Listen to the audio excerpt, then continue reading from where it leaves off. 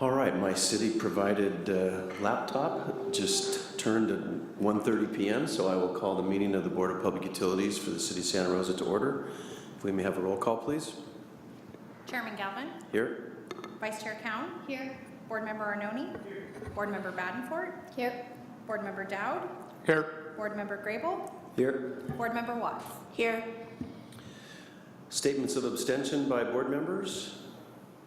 We have, I think, several of us on the minutes. I will be abstaining from the May 4th minutes. I'll be abstaining from the June 1st minutes. And I will abstain from the June 1st and June 15th minutes. Mr. Chairman, I thought we were going to move to a approved as submitted unless somebody takes it off so that we don't have to worry about abstaining from each minutes. My mistake, you're correct. So, okay, with that, any other statements of abstention by board members on any other items? Hearing none.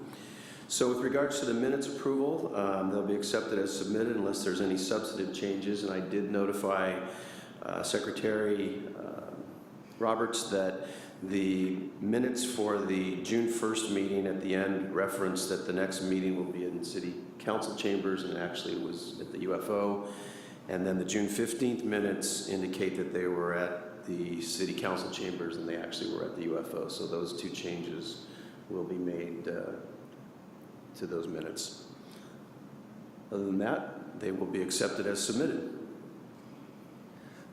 We'll move to item number 5.1, which is a staff briefing on the potential site for the organic materials processing. Our staff member who is scheduled to present it, I'm sure, is on her way. So if it would work for the chair, if we could defer this item. That would be fine. If everybody's okay with that, we'll move to the consent calendar. We have two items on the consent calendar. I'll move approval of the consent calendar. Second. Motion by Board Member Arnone, seconded by Vice Chair Cowan to approve the consent calendar items 6.1 and 6.2. All in favor say aye. Aye. Any opposed? Any abstentions? Passes unanimously. I would like us to slow down a little bit, though, because I don't want you to set a record. Mr. Chairman. I don't think there's any chance I'll be setting a record today, but you never know. Okay, are we ready to go back? Perfect. So we'll now call item 5.1, the staff briefing on the potential site for the organic materials.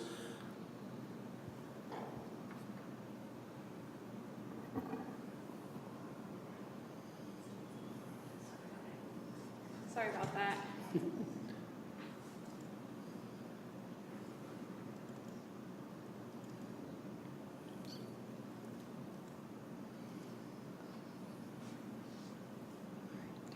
Thank you. Hi, sorry. No apology necessary. We were just moving quicker than normal. Super quick. Good afternoon, Chairman, members of the board.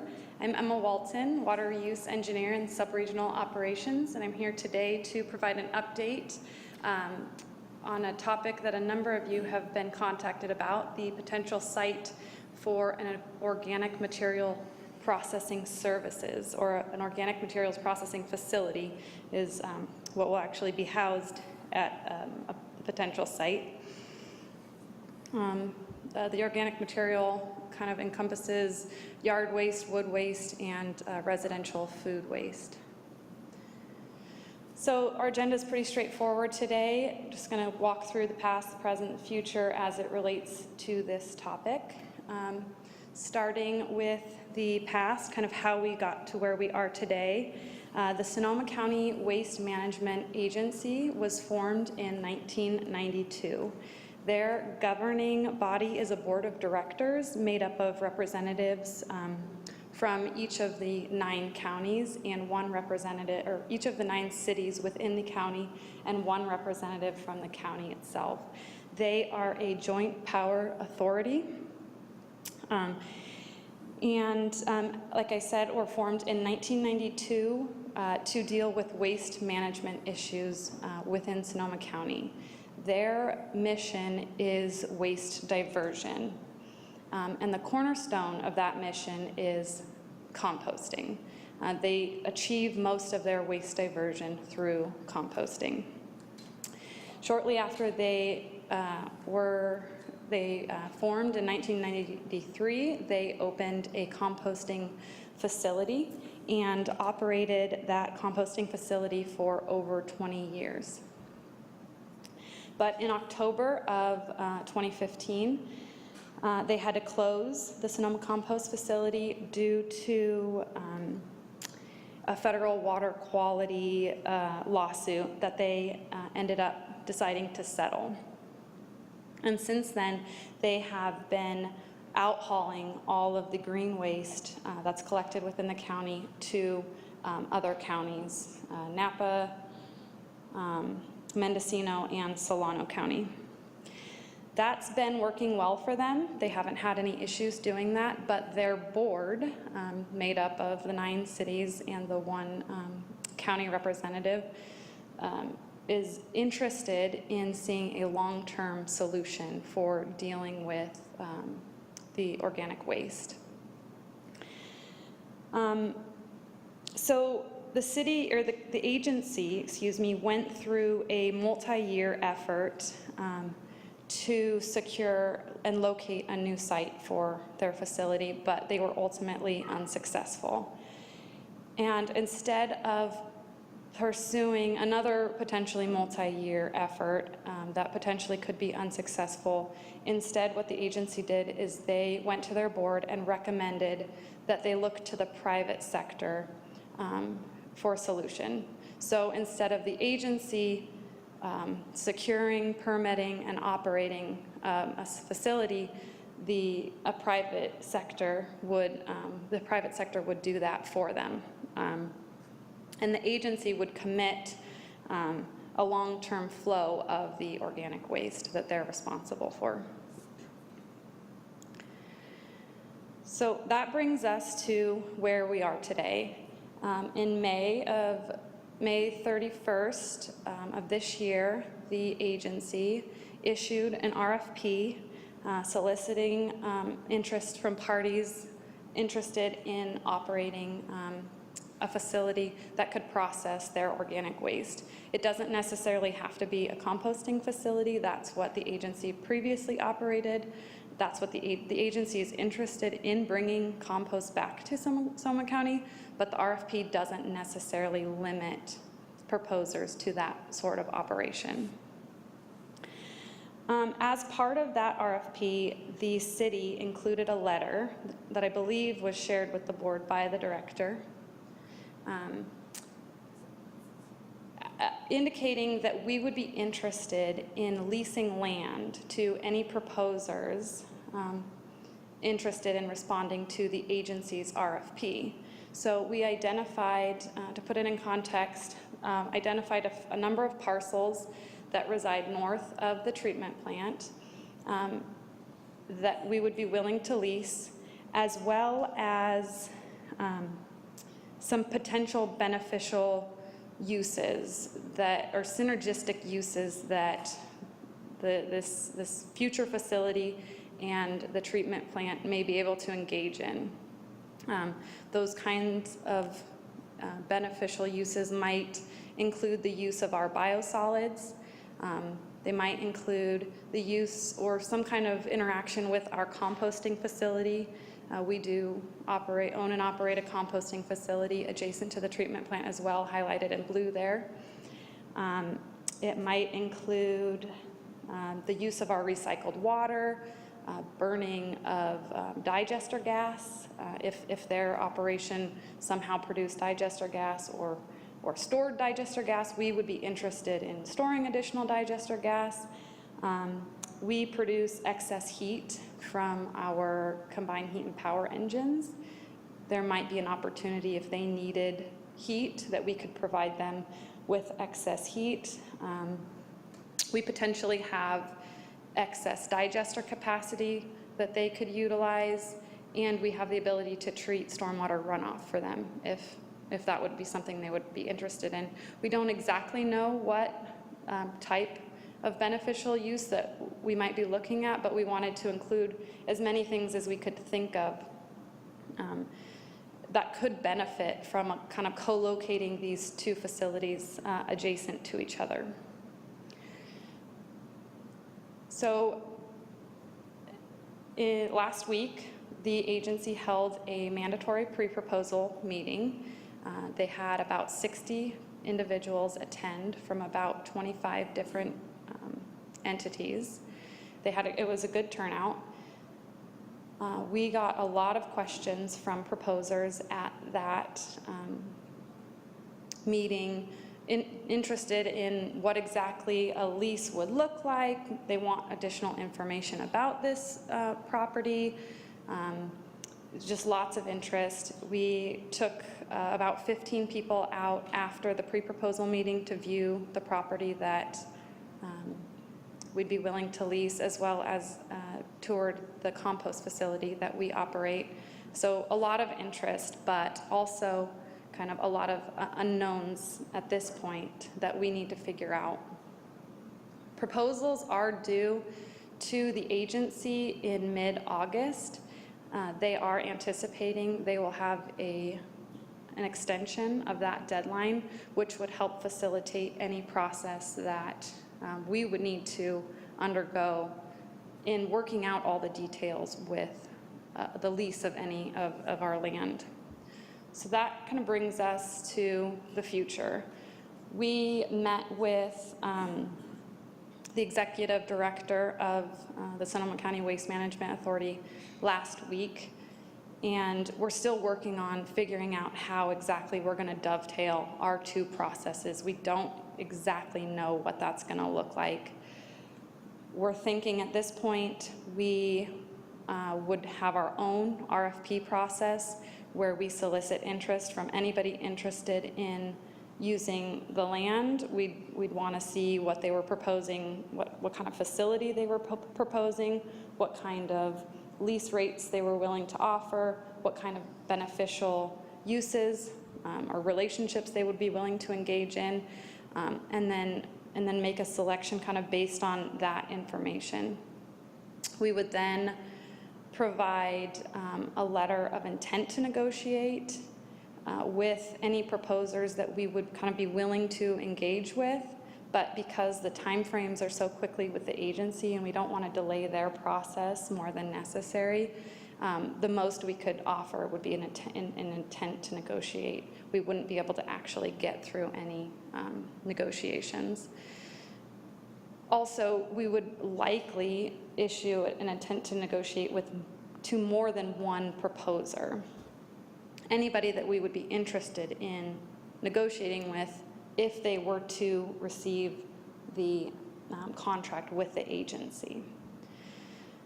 And that's kind of an important thing to remember, is that the city is not ultimately the deciding factor of who gets this contract. The agency is managing that process. We have a seat at the table. Our mayor sits on the board, so we're part of the discussion, but ultimately it's the agency who is managing that process. And they may or may not select a proposer who has included a city property in their proposal. That doesn't preclude us from pursuing some other beneficial use with of the property in the future. It just wouldn't be that particular use.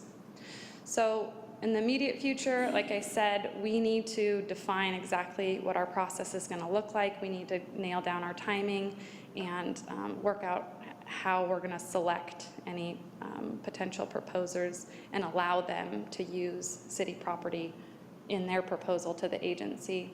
In the near term, we will be returning to the BPU for a study session to update and make sure that our board is aware of what's going on with that process.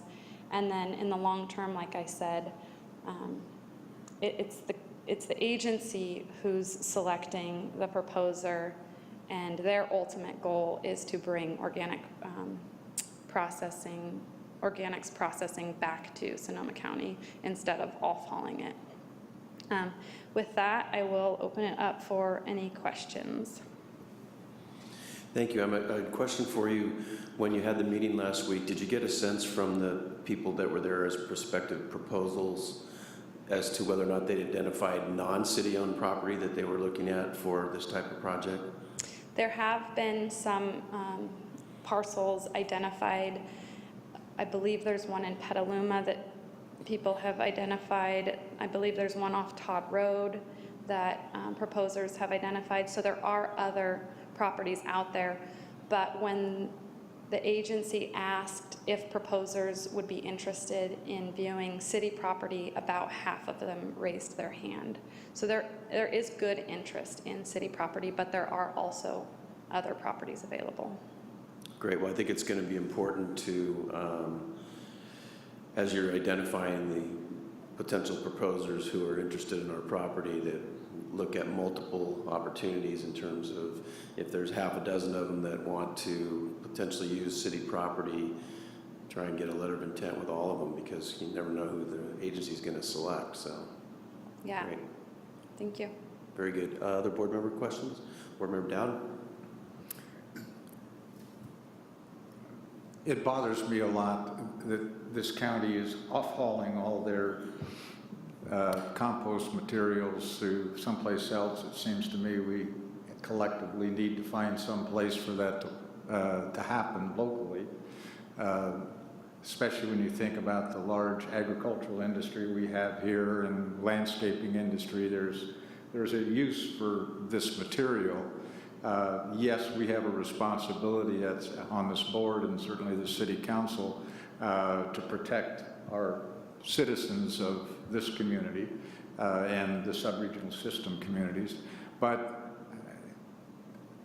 with that in mind, it just seems to me that I certainly want to encourage our staff and department to really look and see if there isn't a way that we can do this, especially when you think about all the opportunities for synergistic uses and back and forth, pluses and minuses, whether it's biogas or disposal of water that's used in the composting facility back into our treatment plant. You can just think of numbers of these things.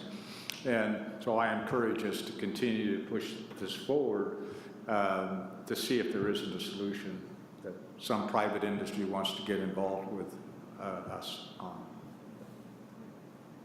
Board member Watts? I have a question about the timing with both processes happening kind of quickly and maybe at the same time. Do you know if the selection of criteria for the agency's proposal process has anything to do with if we as an agency, the city, decides to go into letters of negotiation with certain other proposals? Is that being part of that process? Does that make sense?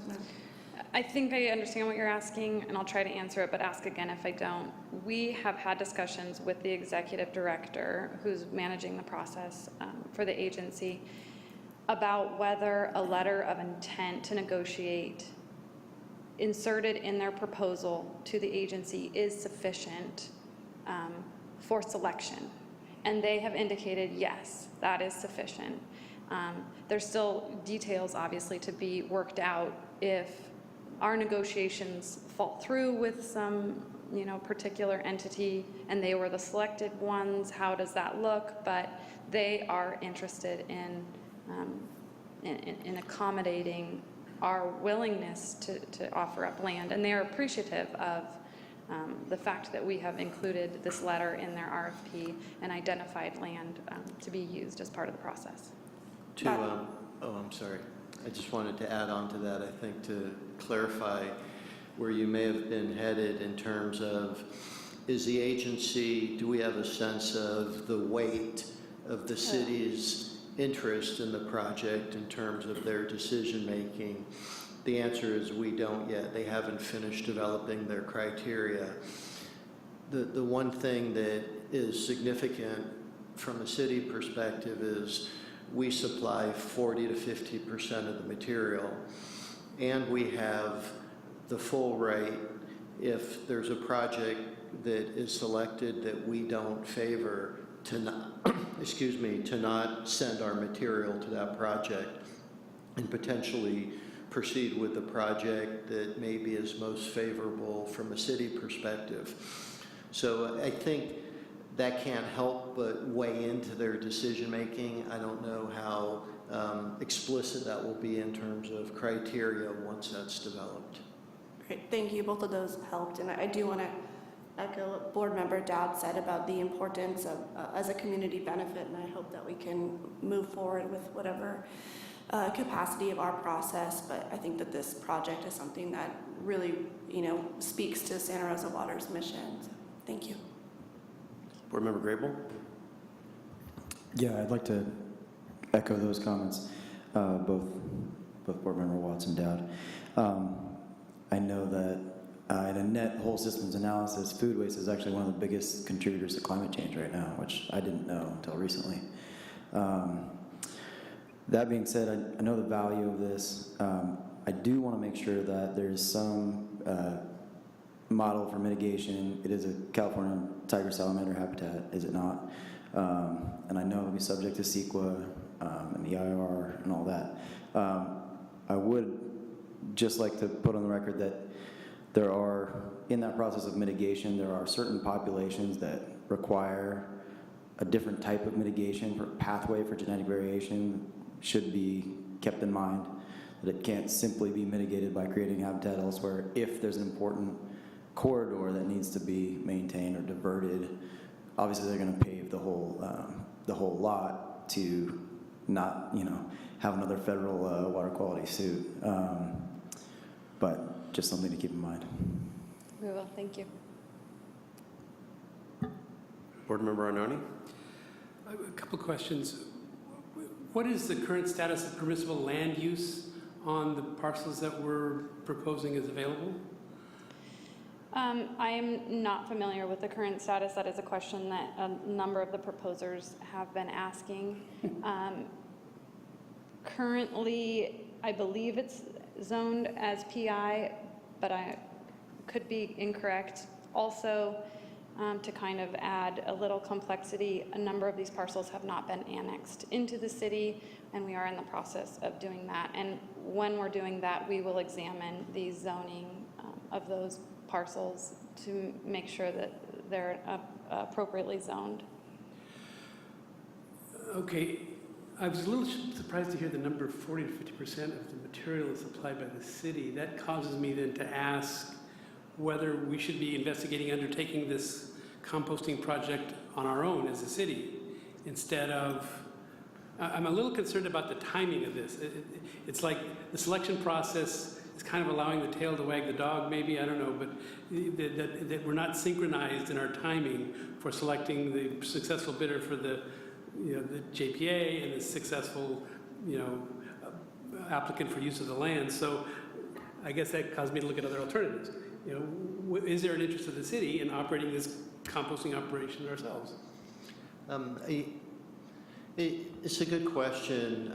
I believe the path we're on will help inform that. And what I mean by it, we're going out, we're calling it an RFP, but it's somewhere between an RFI, RFP, kind of an RFP light, where we'll certainly, from that process, understand the marketplace, understand the interests, and understand the value to the city in one or more proposal. And from that, we may conclude that this isn't working for us and we want more time. That'd be reasonable. We may really favor one option that may or may not be selected. And if that option were not selected, again, we're fortunate in the way the JPA was structured, where we would have the full right to continue on a city-only effort. I think the benefit of proceeding in this process is often there's economies of scale. So to the extent that we're able to do something regionally that does provide not just a good benefit from the city for our material, but potentially benefits beyond that from economies of scale and from a larger facility where we get use and value from that land, that may really hit the mark. And I'd say it's why we did put a study session here, because there's probably more questions at this point than answers. But I do think much of that will be informed through the process. in a fashion that provides for really all routes and options for the board through the study session discussions. Thank you.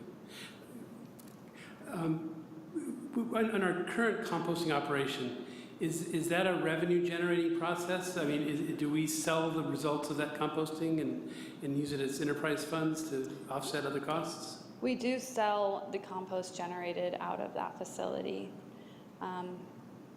I'll let you speak to the price points. Yeah, so the sales of the compost product offsets in a relatively small fashion the cost of our compost operation. So it is a benefit, of course, to sell it. It's nice for the city to have, kind of close the loop from a recycle standpoint and a resource out of our wastewater plant. But the sale really is just a very small offset to a pretty significant cost of operation. Because again, it gets to some extent into the economies of scale. In our operation, our compost operation is much smaller than what this would be. So that's part of this is, are there broader synergies that pull in some fashion that into the picture? But again, we aren't sure how it's going to play out and what interests there will be in what way. And I guess one final question. This is a little bit off the wall, but because I can see all sorts of conflict of interest, obviously.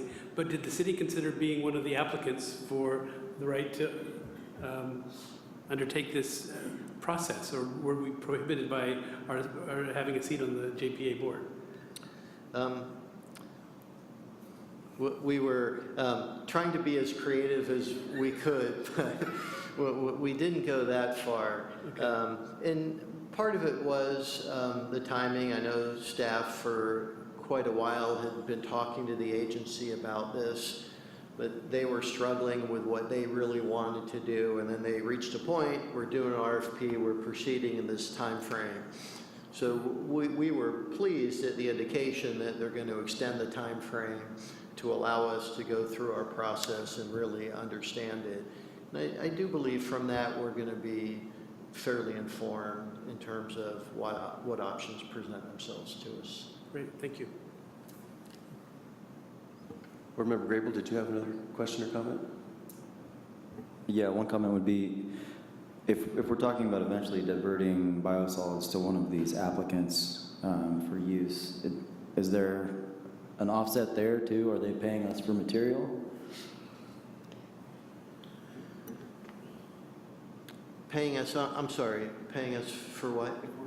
If we're diverting material to the new site from our city site, are they paying us for material that we would have had to pay to process, but we're giving it to them, especially biosolids, if we're talking about, high volume stuff, then are they helping to offset our costs at our facility by basically purchasing material from us, or is it more of a wash? So my understanding is the core material to supply this countywide compost operation is green waste, both commercial, but residential green waste is a big piece.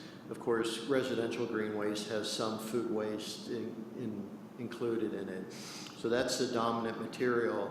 My understanding is Santa Rosa, like the other partners in the JPA, currently pay for the hauling of the material out of county. So the expectation is that all the partners will have a net financial benefit for that portion of the waste stream, if that's what you're talking about. The other waste stream we've just touched on briefly is biosolids, but there's a lot of uncertainty on how it would or would not. One of the dominating issues in regards to biosolids is for reasons including around the county, there's more and more interest in organic compost for agricultural purposes. Currently, if you include biosolids in that, it's no longer organic.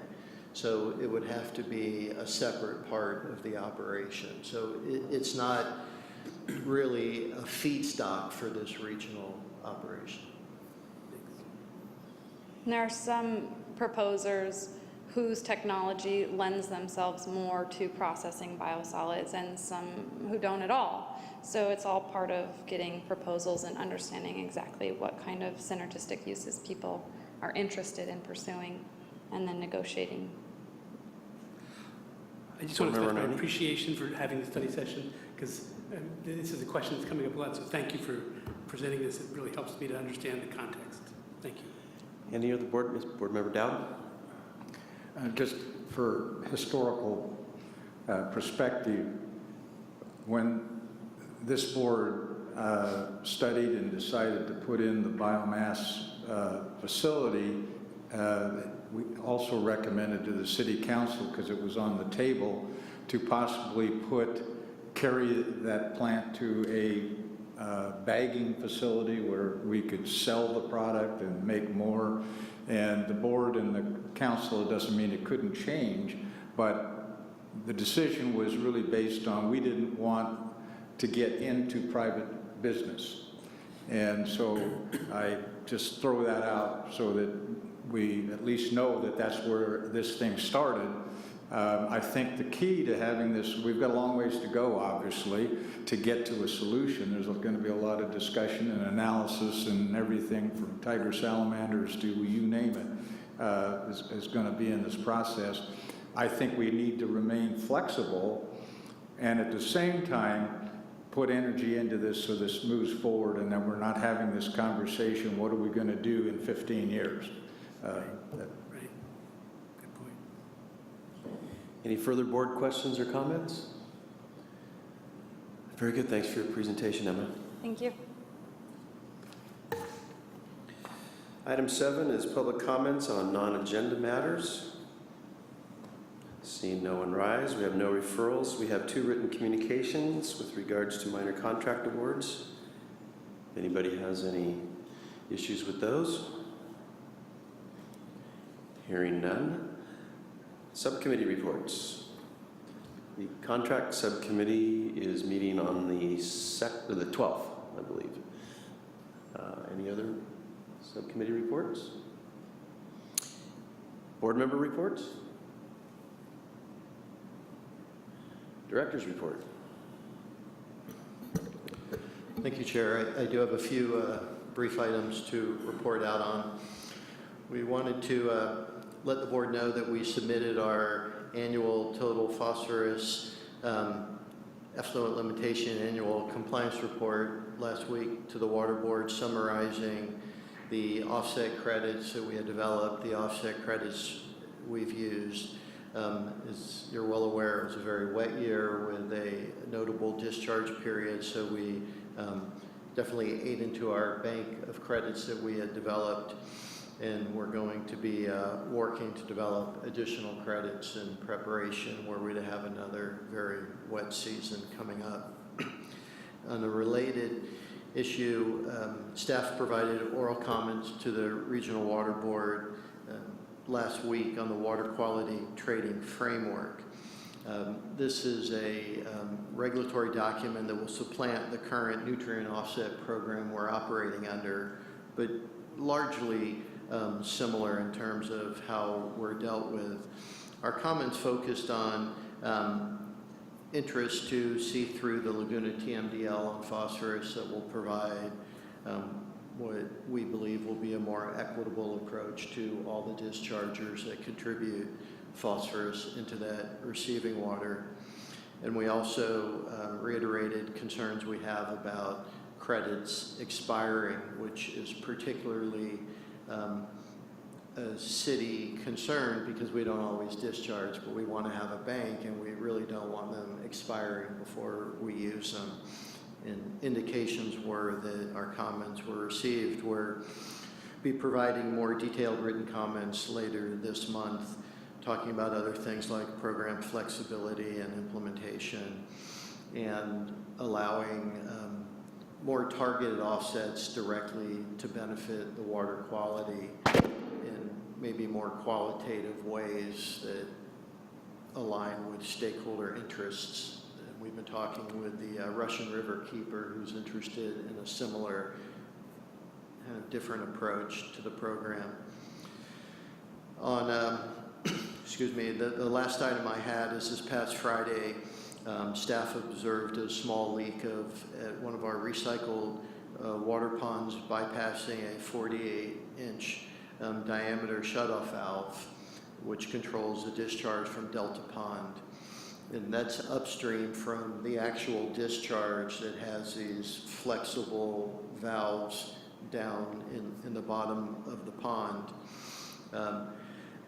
We've developed a plan, but this is quite, 48-inch valve is big and access in this area is difficult. So we did report it to the water board and explained it could take about a week or more to get the fix in. They seem to understand it. In the interim, we didn't want to be continuing without doing anything, an unauthorized discharge. So we did put a portable pump and we're pumping water out between this big valve and the discharge point, probably pumping out far more water than's leaking through. So what we think we're addressing it responsibly and expect to have at least a temporary fix in by tomorrow is the schedule. And what I mean by that is typically in these type of scenarios, and is the approach we're using is installing an air inflatable bladder in the line, which then will allow us to investigate upstream on what caused the leak and where's the water from. And to the extent we need to replace this large valve, we'd be better prepared to do so. And this is the second large valve in the last, I don't know, is it a couple months, Mike? The earlier one? Let's say 6 months. So in the last 6 months, this is the second one, and I think that's just continuing indications of a concern that Director Prince has been talking about, of the state of the sub-regional irrigation system over the next number of years is going to need some investment and attention. So there's more and more of these indications. And then lastly, a number of you will be joining us for Geyser Tour, where staff is looking forward to showing you the facilities, as am I, because I haven't been there yet as well. So that concludes my report out, Mr. Chair. Any questions for the director? Thank you. Hearing none, we'll adjourn and hopefully see most, if not all of you, early Monday morning.